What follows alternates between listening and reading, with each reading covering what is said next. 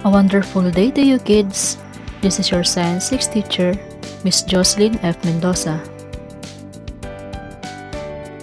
I will go along with you as we study a topic from the most essential learning competency, differentiate between rotation and revolution, and describe the effects of the Earth's motions. Now, I want you to prepare your activity sheet, paper and ballpen before we start our lesson. Last time, you have learned about the seasons in the Philippines. Can you still remember? I'm glad you still do. The two seasons of the Philippines are the wet and dry season. Wet season is characterized by pronounced rain season with thunderstorms. Dry season, on the other hand, is the time of the year when it is hot and cloudless. Very good! You have recalled our past lesson. Now, we can move to our lesson for the day. Later on, you will have another activity, so listen very well. I am sure you can easily answer the activities as long as you focus on our lesson. Our lesson today is rotation and revolution of the Earth and their effects. How many hours are there in one day? Very good. There are 24 hours in a day. Do you know that we have day and night because of the Earth's rotation? I will now talk about the Earth's rotation and revolution. You may hold your learning activity sheets, look at lecture and drawings, while I do the explanation. Listen well, kids. The first motion that we are going to discuss is the rotation of the Earth. Rotation is the movement of object on its axis. Earth rotates from west to east. It is clockwise as seen above the North Pole.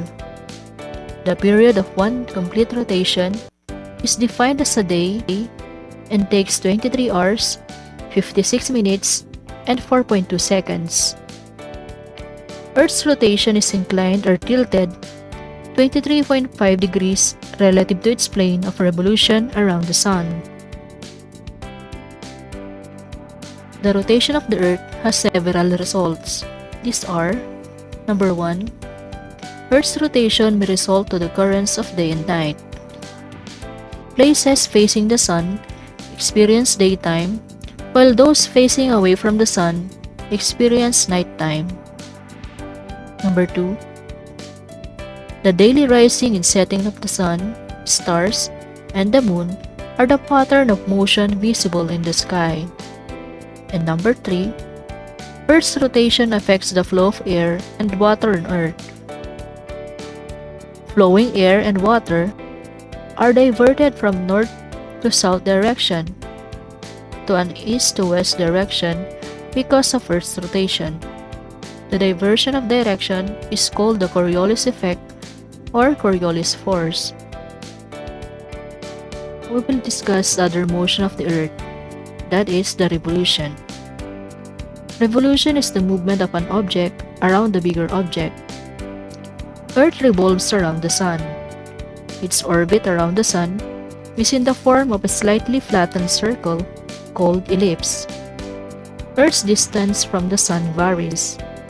It is closest to the Sun when it is in orbit's perihelion. It is farthest from the Sun when it is in its orbit's aphelion. This revolution causes what we know today as seasons. How do seasons occur? Seasons occur in places 30 degrees latitude and above. Seasons are short periods of climatic change caused by the changes in the amount of solar radiation an area receives. Different areas of Earth receive different amounts of solar radiation throughout the year because Earth is tilted. The first season we're going to discuss is summer.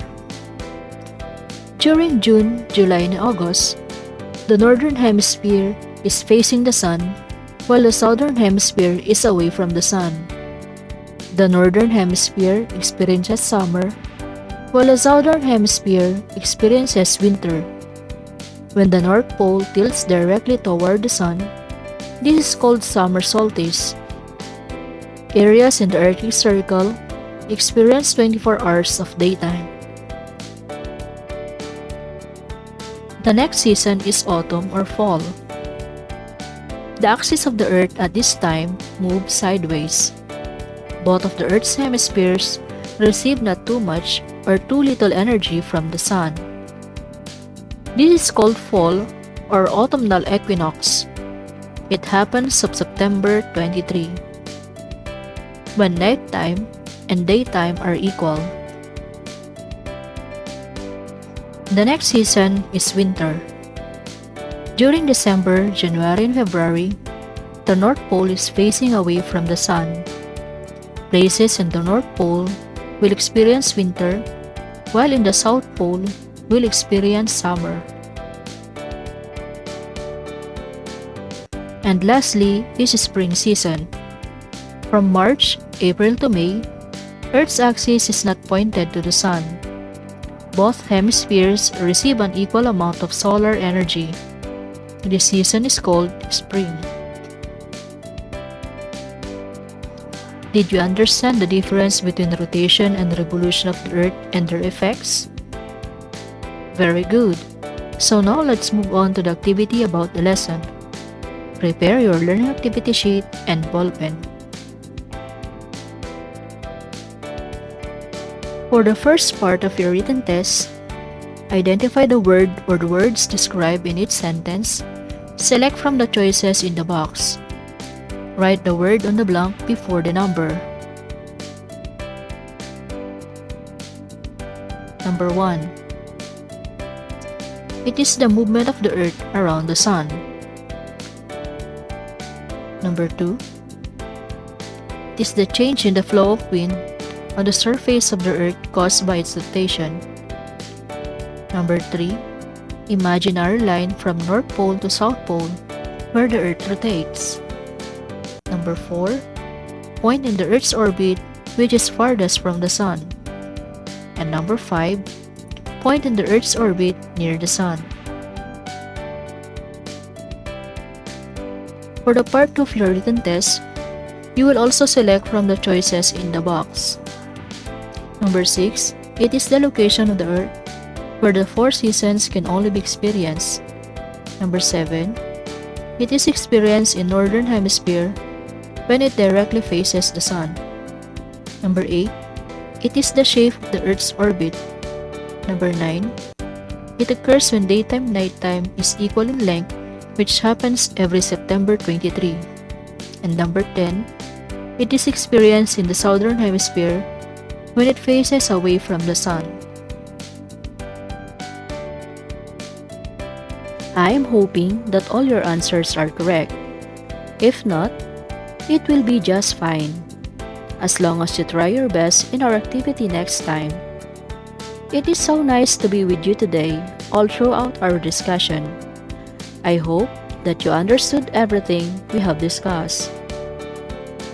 Keep your activity sheets and make sure that you will send it to me when your parents or guardian return it to school.